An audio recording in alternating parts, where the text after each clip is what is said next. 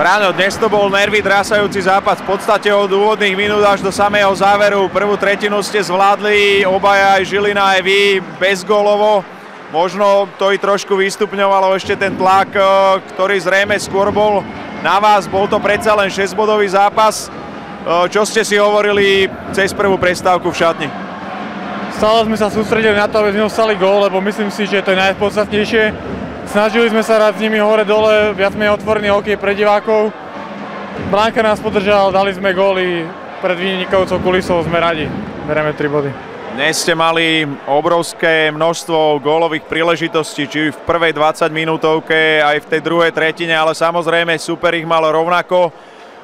Nemrzelo vás trošičku po tej úvodnej tretine, že to tam nespadlo aspoň raz?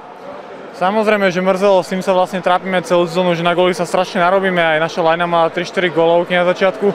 Bohužiaľ, musíme v tréningu pracovať na tom a zlepšiť to. Myslím si, že náš herný prehľad sa zlepšil, chýbajú tomu nejaké takéto šťastnejšie góly, aby sme sa chytili a bolo to ľahšie, lebo tento zápas nastalo strašne veľa síl.